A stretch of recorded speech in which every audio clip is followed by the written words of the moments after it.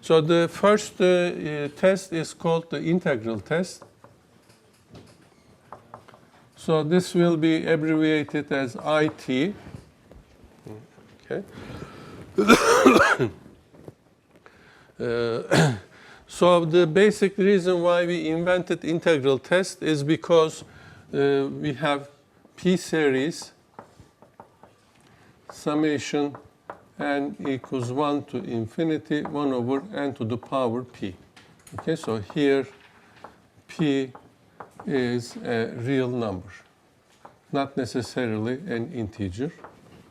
Okay, so these series again show up very often. In fact, one of the most spectacular problems in mathematics today, one of the most important unsolved problem is instead of p, you put a complex variable, so you have a complex function. Okay, so this function again is very important in number theory. It shows up here and there. And the question is, what are the roots of this? There are some roots known as trivial roots, which means everybody knows them. And there are other roots which you calculate sometimes, and they have a certain property. All the non-trivial roots you calculate have a certain property. The $1 million problem is that to show that that certain property holds also for the other zeros which you couldn't calculate so far. Okay? So that's something in the complex analysis. For calculus, we are interested when p is not a variable, but a fixed number. So you can also see p as a variable, x, a real variable. If x is negative, 1 over n to the power x is actually n to some positive power. You keep adding these things, you obviously get infinite. Okay, so there's no problem with this. So that's why we want p. So x is a real number for which values of this thing adds up to a finite number. Here the general term you see an is equal to 1 and p. This goes to 0 as n goes to infinity. Okay, so this doesn't tell us anything. It will turn out that some of them are convergent, some of them are divergent, but they all go to this thing. Okay, so the integral test compares this sum with the area under a curve, treating these sums as Riemann sums. Okay, so you consider this number as height times 1, which is the base of the box. Okay, so instead of in Riemann sums, we try to get the boxes thinner and thinner. Here we have thick boxes with base 1. We calculate these areas. Okay, so we are not going to calculate the limit. We just compare the sum of these areas with the area under the corresponding curve. Okay, so let us look at this one. So consider the function f of x equals 1 over x to the power p. Here, take x larger than or equal to 1 to avoid difficulties. And sometimes, okay, so for this particular case, I don't have to mention this. Later we'll look at the general case of this. So let us do this only for this particular case and see what happens. Or maybe, okay, let's do this one. Okay, so this is x, this is y. So at x equals 1, this is 1. So this is not to scale. This is 1, but this is also 1. Okay. So we have this curve y equals f of x, x to the power p. So this is 1, this is 2. I want to draw this a little bit larger because I'll have n and n plus 1. Let's see.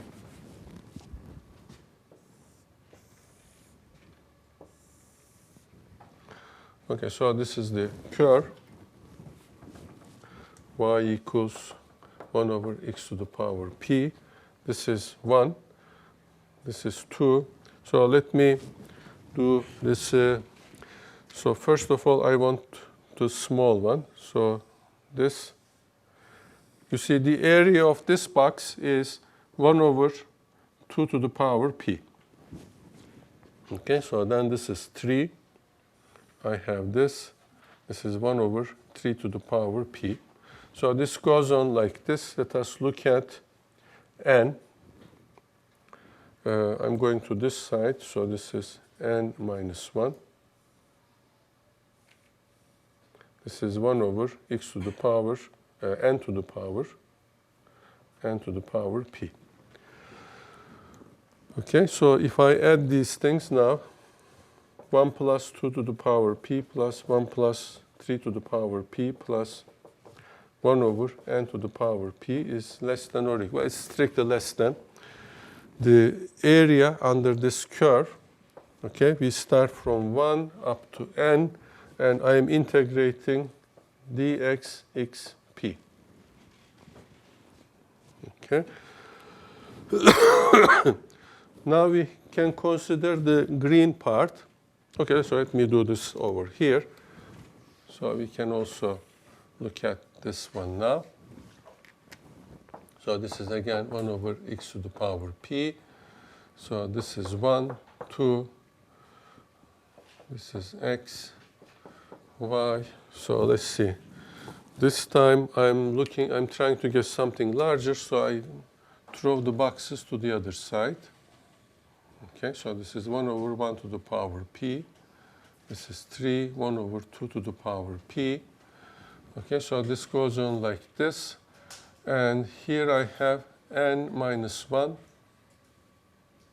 And so this is 1 over n minus 1 to the power p. Okay, so this now gives me, okay, so this was the red block. Now I have the green block. So this sum is larger than 1 over 1p plus 1 over 2p plus 1 over n minus 1p. Okay, so we have this. So this tells me the following. Suppose the limit of this thing as n goes to infinite exists. You see the integral is positive, integrand is positive, so as I go to this side, the area increases. So this thing, n, whatever it is strictly less than the integral from 1 to infinity, assuming that that integral exists. Okay, so now I have a number larger than this, but this is larger than this. So this thing is less than a fixed number. I keep adding 1 over n to the p here. This is an increasing sequence. An increasing sequence bounded from above, it converges. Okay? And let us look at the other way here. This is again my partial sum. Here the partial sum is missing only 1, so just plus or minus 1 doesn't affect convergence. Here the partial sum, again, this is the partial sum s n minus 1. Suppose this improper integral does not exist. How can it fail to exist? Everything is positive, so if I take the limit of this, it goes to infinite. Okay? So it means that my partial sums are going to infinite. Okay? So if you put these things here, the convergence and divergence of these things were tested by this. If this converges, this converges. If this diverges, this diverges. So let us check when this converges and when it diverges. So first of all, we can assume that p is different than 1, because when p is 1, we already did last hour that it's the harmonic series, it diverges. Okay? P equals 1. The series is harmonic and diverges. Okay? So consider p different than 1. Okay? So that helps me to take the integral of this. Okay? So the integral of this is ln when p is 1, and it is a rational function when p is different than 1. Okay? So we'll look at this thing, dx over x to the p. Okay, so to make life easier, let me write this as like this. I know the integral of this, 1 over 1 plus minus p, x to the power 1 minus p from 1 to n. And this is equal to 1 over 1 minus p. Okay, so n to the power 1 minus p minus 1. Okay, so we want to take the limit of this as n goes to infinite. If 1 minus p is positive, okay, so you see p is either less than 1 or larger than 1. If n minus 1 minus p is positive, n to a positive power, n goes to infinity, it goes to infinity. If this is negative, then it goes to 0. So we have a finite sum here. Okay, so limit. So limit of this. Let's say so. Limit n goes to infinite. 1n dx xp is equal to 1 over 1 minus p. Limit n goes to infinite and 1 minus p. Why do I put so many parentheses? The computers will be crazy. N to the power 1 minus p minus 1. Okay, so it is only here.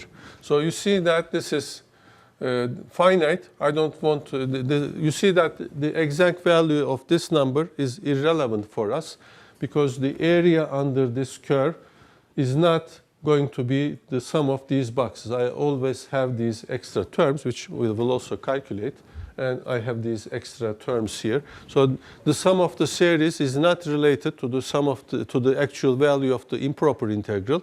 However, all we want to know is whether it is finite or not. Okay, so this is finite if 1 minus p is negative, infinite if 1 minus p is positive.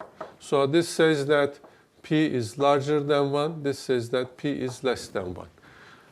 We also have divergence when p is equal to 1. So conclusion, summation n equals 1 to infinity, 1 over n to the power p converges. The only case is when p is larger than 1. Converges if and only if p is larger than 1. Okay? It diverges if it is p is less than 1, and if it is 1. Okay, so you see that now we have infinitely many series because p need not be just a few numbers. P can be any real number, any integer. If it is larger than 1, these converge, this sum converges, the general term goes to 0. And if p is any real number less than 1, the general term again goes to 0, but it is the series is divergent. These are called p series. Instead of spelling this out all the time, we call this a p series. So a p series converges if and only p is strictly larger than 1. But this gives us an idea. Here you see what property of 1 over x to the p I used to make this thing work. Okay. The only thing that helped me is that I can draw these boxes either under the curve or outside the curve, and I can compare them. Okay, so what helped me to compare them? First of all, I know that the function is continuous and decreasing, because if I know that the value of the function, this black curve, is here, when I move to the right, I know definitely that it will be below this value. Okay, it continuously goes down.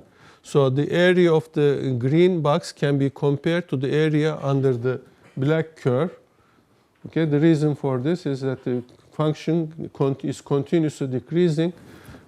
So if the function was like this, okay, so we don't have, if we have a box like this and I have a function like this, then I cannot compare the areas. Okay, so because this goes up and down.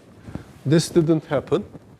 The function nicely decreased, okay, and the function was continuous. So in both cases, I used only that property. When I draw the picture, since this function is continuously decreasing, I know the comparison between these boxes and the area under the curve. So here, instead of 1 over n to the p, I can have any expression when I change that expression to a function of x, if the function is continuous and decreasing, I can compare these things. And it comes to this thing. I made that conclusion by only examining this integral. If this integral converges, the series will converge. If it diverges, the series will diverge. Okay, so let us explicitly write it down.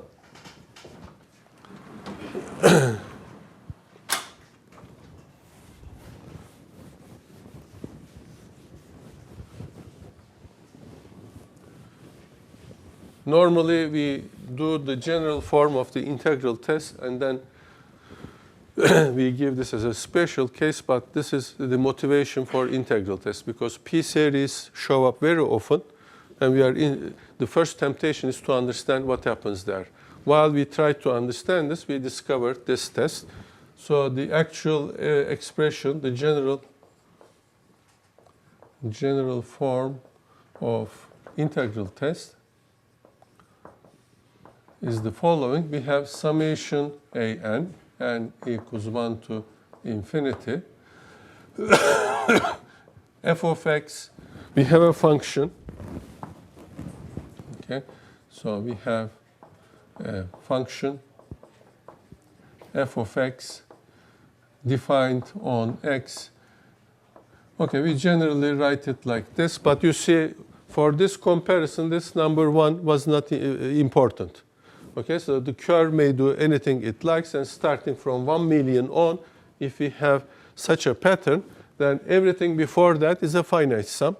No problem with a finite sum, because the question is whether the sum, the infinite sum is finite or not. If you have finite many terms, they add up to a finite number, so we don't care about this. From 1 million on, we have such a pattern, then we do this comparison. Okay, so here, this one is not important. We can say that from some point on, a function is defined, and f of n is equal to an. Again, from some place n. Suppose now I impose this condition. F is continuous.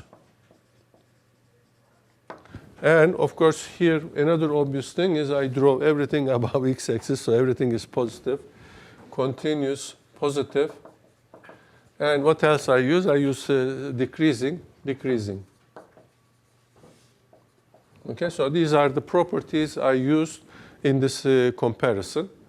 Okay, so then summation an converges if and only if the improper integral f of x dx converges.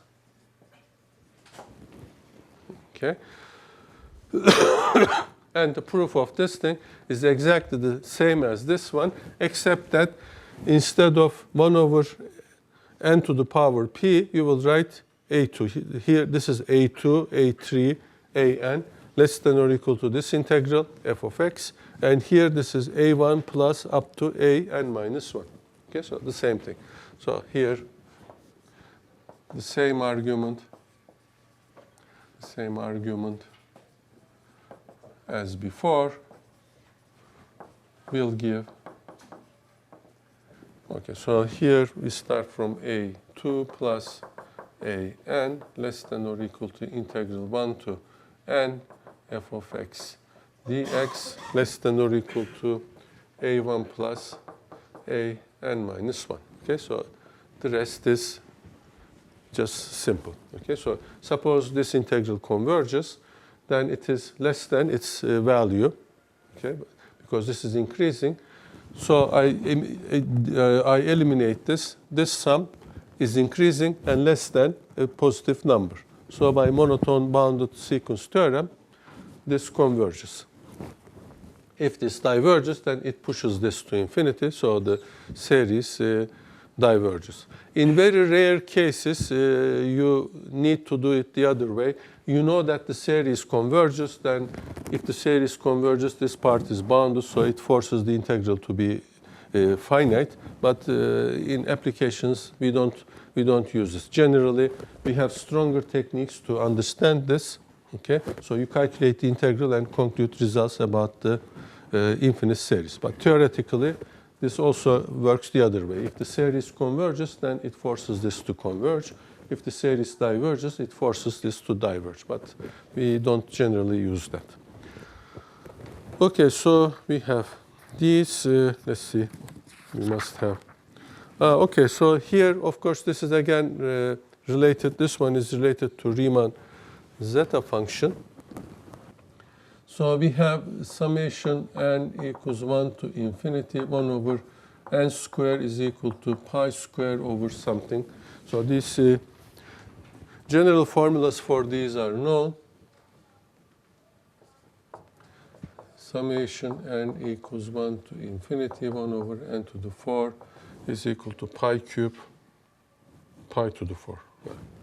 Pi to the 4 over 90. And also, these things are known. I don't remember the formula now, but infinite 1 over n to the power 2k is known. Okay. So one method I know to calculate this is to use complex analysis. In complex analysis, there is something called residues. Okay, so you combine a few things, and then a formula for these things come out. Look at some complex analysis books. Look at the contents of this. Some books says calculating infinite sums using residues. There you have general formulas for this. Okay, but nobody knows. I'll say yet, because you see, we'll die, but you'll be alive. So you'll find some of you will find this. If you don't find it, the next generation will find it, and they will embarrass you. Fortunately, I'll be dead, so I won't be embarrassed. Nobody knows yet when you have odd power here. N equals 1 to infinity, 1 over n to 2k minus 1, or plus 1. Let's say plus 1. Okay. So whether, well, we know that this converges. Okay, so you can approximate this. We know the value, but we don't know the exact value of this like this. Okay. Moreover, we don't know if it's a rational number or not. Okay, so these things are important in understanding numbers. In understanding this, for example, you see this is not a rational number because pi is irrational. Okay, so these are all irrational. So what about this? Okay, so I think somebody 10 years ago showed that some of the reciprocals of cubes is irrational, and it was a big sensation because it's the first time you can touch that number, and all you can say is that it's irrational. Okay, so let's see what we have on our agenda after this.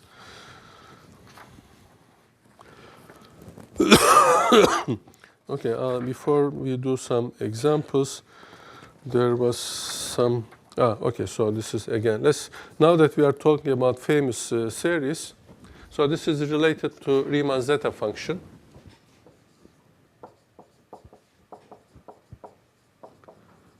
Values of Riemann zeta function. So Riemann zeta function is something like this: f of z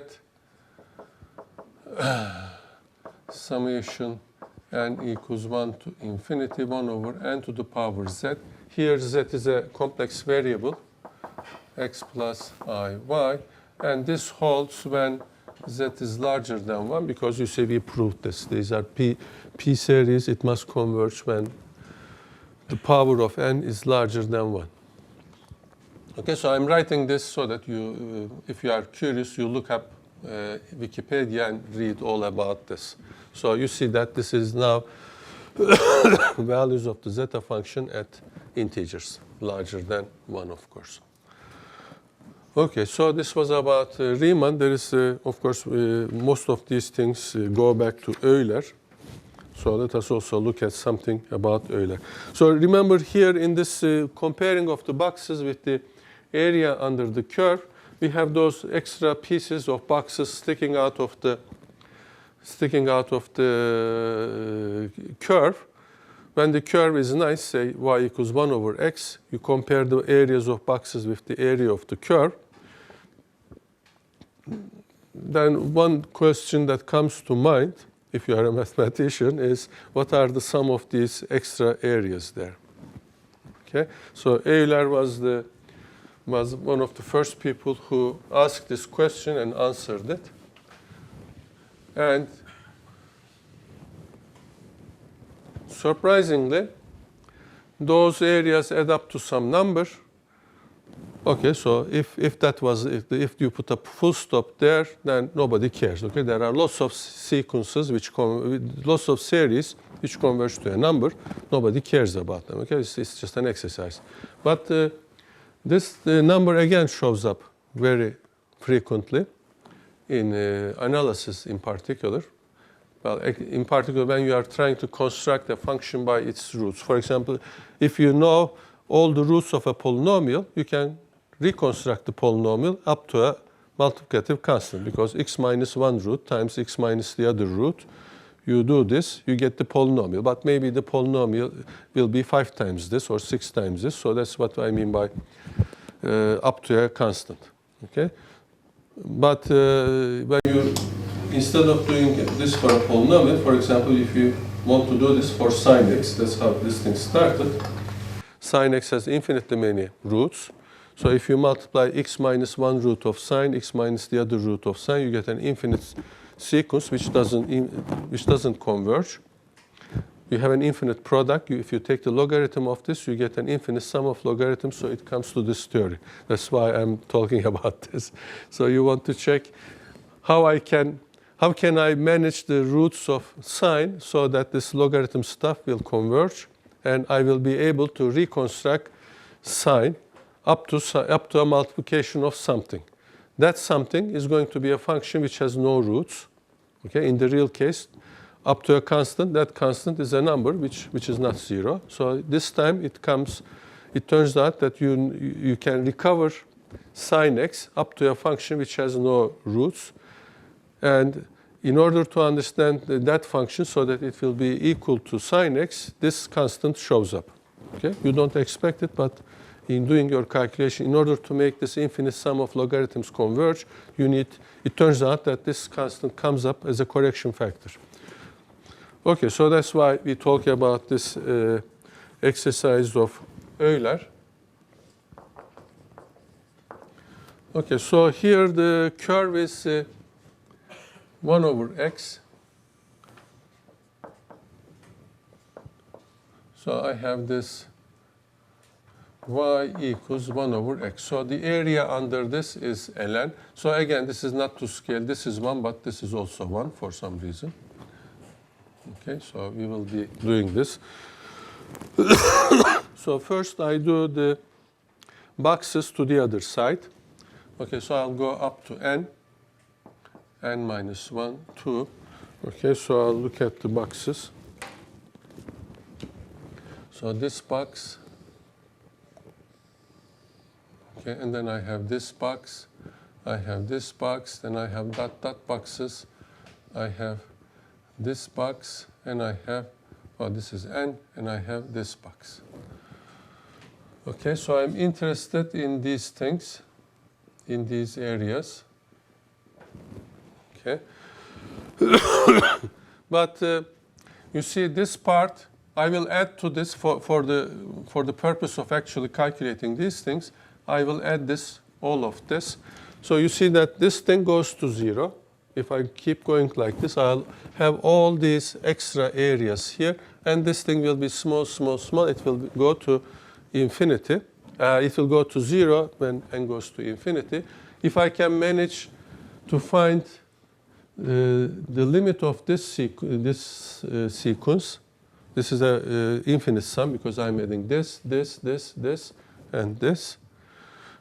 If I can find this total sum, the total sum will be sum of these things, because this thing will go to 0. Okay, so let us write that.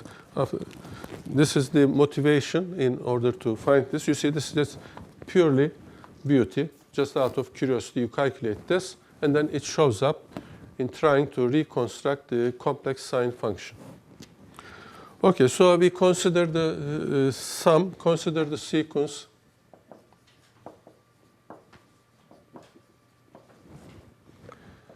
Tn. I'm using the, well, I always use SM, but the book in the exercise used T, so I'm using this.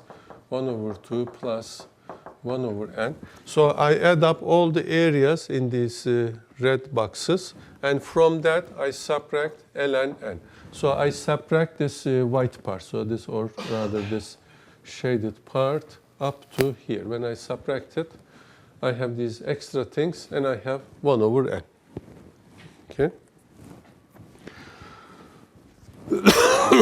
Now, with this interpretation, it is clear that Tn is positive. Okay. Or you can do this by induction, but there is no need to be sophisticated. This is the interpretation. So I'll say clearly from construction, each Tn is positive. Okay. Now, each Tn is decreasing. Okay. If I didn't have this one, this was going to be increasing. Okay. Because every time I'm adding something here. Okay. But we do it this way, life is easier. I add this. So next time I erase the inside of this, I add a smaller box here. It turns out that the total sum is smaller. Okay, let's check. Check this. Tn minus Tn plus 1. Okay, so what does it say? So this minus comes here, and I have ln n plus 1. I have the minus ln n here. This is the ln part. And I have plus up. These things come with plus. Then this thing minus. I have all these things minus. I have one more term, 1 over n plus 1. So that comes as n plus 1. Okay. So is this positive or negative? Let us check again by looking at its meaning. So here, this is our curve, y equals 1 over x. This is n. This is n plus 1. I look at this part. Integrating this up to here, I have all this area. Okay, let's first do up to here. The area under this from 1, somewhere here I have 1, then I have lots of things. The area from here to here is ln n plus 1. Okay, and from this I subtract ln n. Ln n is all the area up to here. So inside the box, inside the brackets, I have this part. Okay, so from this now I subtract 1 over, I subtract this one. Okay, so this is 1 over x, so the area, the red area is this. Okay, so the difference is positive. Okay, so this is positive. This means that Tn is decreasing and bounded below by 0. Okay, so here we show that it is bounded from below. Here we show that it is decreasing, so it converges. So by bounded monotone sequence theorem, Tn converges.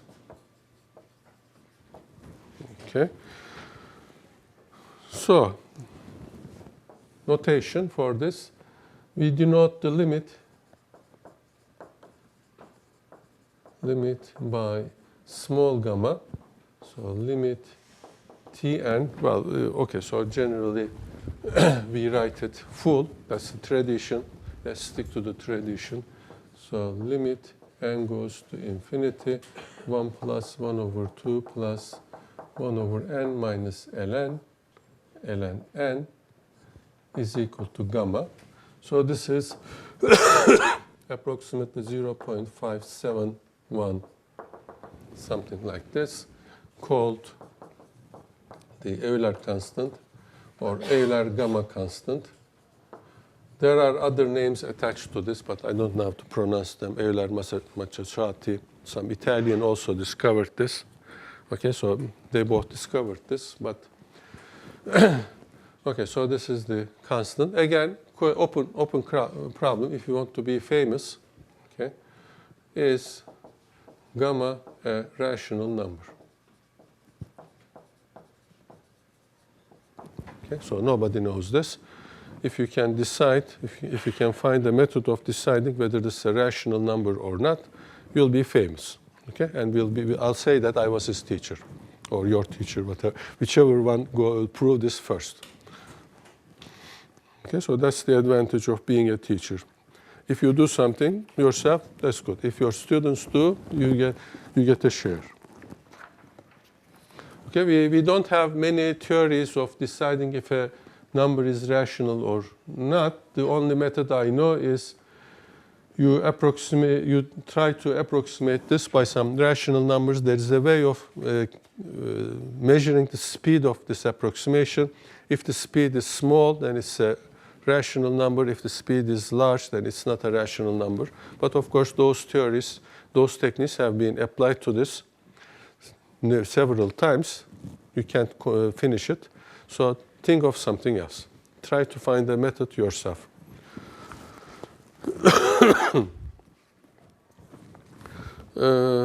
Okay, now we can solve problems. Okay, let's go back and solve problems. Okay, let me start with a few problems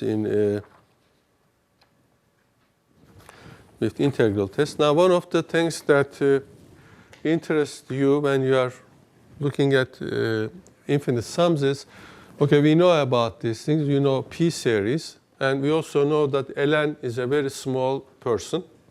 So instead of increasing the power of n by another n, what if you increase it by ln n?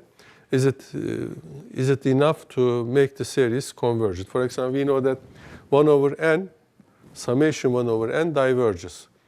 But 1 over n to the power 1 plus epsilon converges, no matter how small an epsilon you choose, provided that it is positive. Because 1 plus epsilon larger than 1, then the series converges. Now, instead of multiplying n by n to the power epsilon, if I multiply it by ln n, ln n goes to infinity. We know that it's very lazy. It goes very, very slowly to infinity. It's another case. So it's exactly, you see that the ln n and 1 over n, summation 1 over n, behave the same because of this property. Okay, so nobody has ever seen empirically that ln n goes to infinity. The only way we know this is we develop properties of ln n. So ln a times b is ln a plus ln b. So ln 2 to the power n is equal n times ln 2. So when n goes to infinity, it goes to infinity. So that's the only time you can predict that it will go to infinity. If you draw the graph of this, it's very funny. Okay, so you go around the world several times, your graph will be maybe 30 centimeters or something, or even less. Okay, so empirically, we don't know. So in fact, last hour I told you that if there was this big computer at the Big Bang and computed 93 petaflops per second until today for 13 billion years, the result will be around 79. How did I know it? I just calculated how many seconds passed, and I took the logarithm of this, okay? Because you see these summations behave like logarithm, and the logarithm is around 79.6 something. So that's how you know the summation will be around there. The difference between 79 and this sum will be very small. It will be the area, it will be just these small things.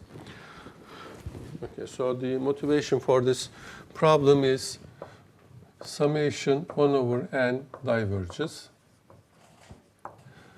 Summation 1 over n times n to the plus epsilon, which is summation 1 over n 1 plus epsilon, converges by p-test. Well, we call that p-test for any epsilon positive. Okay, so since here p is equal to 1 plus epsilon, it's strictly larger than 1. Okay, so what about summation 1 over n ln n? Okay, So you see that n to the epsilon goes to infinity as n goes to infinity. Also, ln n goes to infinity as n goes to infinity. So can we expect that since this helps this harmonic series to converge, will this also help the harmonic series to converge? Okay, so we try. First of all, of course, you try in your mind that the general term goes to 0 to avoid any further embarrassment. Okay, so it goes to 0, the general term goes to 0. So now we try tests. So far, we know only one test, so we will apply it. Okay, we'll try the integral test.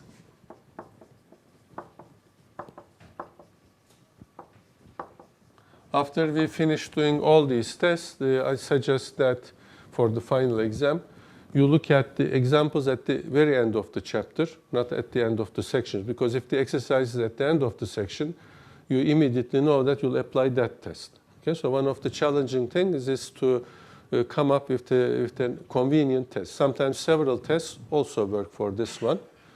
Okay, so the exercise at the end of the book, at the end of the chapter, does not suggest any test. You just have a series.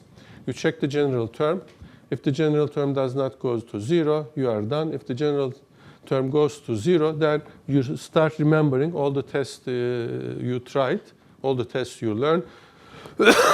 Which one is easy to apply to this one? Okay. If they work, you are done. If they don't work, you start trying the difficult tests. And since it's an exercise at the end of the book, one of them will work. Okay. So here we know only one test, so we'll apply integral test. Okay, so f of x is going to be 1 over x ln x. So here, this should start from 2 to infinity to avoid division by 0. So this is a continuous function. And since x and ln x steadily increase, their reciprocal decreases. Okay, so f is continuous, positive, because I started from an x larger than, x larger than or equal to 2, and decreasing. Okay, so we can apply integral tests. We'll look at integral from 2 to infinity dx x ln x. Okay, so what do you suggest now? We call what? U equals ln x. Then du is dx over x. We fortunately have all of them here. So this starts from ln 2, and it again goes to infinity. And here I have, this thing is du, and I have u. Now I can integrate this. This is ln u from ln 2 to infinity. The meaning here is, of course, I'm taking the limit of this as u goes to infinity, and we know that this is infinite. Okay, so the integral diverges. Okay, so the improper integral diverges. Okay, hence the series diverges. Okay, so in the exam, don't write it like this. Write property that limit r goes to infinity ln to r the long way. Okay, so I write it this way with the understanding that when we see this, we understand that I'm evaluating this from ln2 to r, and then I'm taking limit. Okay, so I'm doing it the professional way, but in the exam, you must convince the reader that you totally understand these things. So doing something correct in the exam is not very important. You must convince them that you know what you are talking about. Okay, so ln was not enough. How about ln square? Will it be enough? Okay, let's try. Okay, so let's try.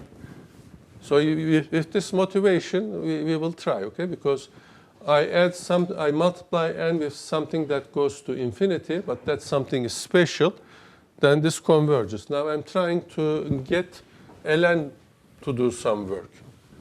We know that ln goes to infinity. can we make it, can we push ln to be of some use? Okay, so next, how about summation n equals 2 to infinity 1 over n ln n square. Okay, so I will again try this. Again, try the integral test. F of x in this case is equal to 1 over x ln x square. It satisfies all the properties, continuous, decreasing, positive. Okay, so here, of course, I want x to be larger than 2. Okay, so I look at integral from 2 to infinity dx over x ln x square. So I'll do the same thing. It worked. Okay, if something works, you keep doing this. Okay, if it works, don't touch it. Du is dx over x. So we have all these things. Integral from ln 2 to infinity. Dx over x is du, and I have u square. Okay. Now, the antiderivative for this is 1 over u from ln 2 to infinity. This time, this is finite, right? So this is finite. The improper integral converges. So summation 1 over n ln n square converges. Okay, so ln n is very lazy, but when you take its square, now that teaches him a lesson and it works.